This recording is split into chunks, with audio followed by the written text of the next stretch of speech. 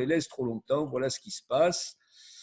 Et voilà ce que vous pouvez avoir à rencontrer, c'est-à-dire qu'un malade qui arrive, souvent qui vient d'ailleurs ou qui a oublié qu'il avait une double J, et vous voyez une double J qui est complètement calcifiée. Bien sûr, si vous essayez de l'attraper avec votre pince à corps étranger, ça ne marche pas, elle reste bloquée. Et donc, il va falloir rentrer dans l'urtère pour aller la débloquer. D'abord, avec le cystoscope et la fibre laser 600 microns, vous commencez à l'attaquer pour la nettoyer. C'est un petit peu long, c'est comme traiter un calcul vésical. Voilà, vous la décortiquez en quelque sorte. Alors, on peut le faire avec le lithoclaste, avec la fragmentation pneumatique.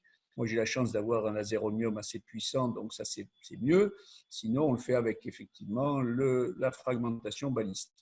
Et puis, on remonte dans l'urtère, et là, il y a tout un travail à faire progressivement de décortication de la sonde.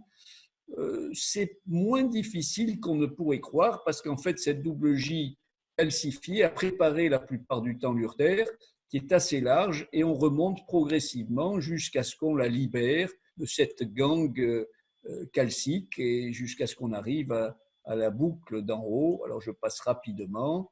Voilà, et quand on arrive en haut, voilà la boucle d'en haut, et je l'ai entièrement nettoyée. À ce moment-là, il n'y a plus qu'à redescendre dans la vessie et à la tirer. Et ça m'est arrivé, je dirais, peut-être une dizaine de fois, mais c'est pas, il faut savoir pouvoir nettoyer ces double J qui sont restés trop longtemps.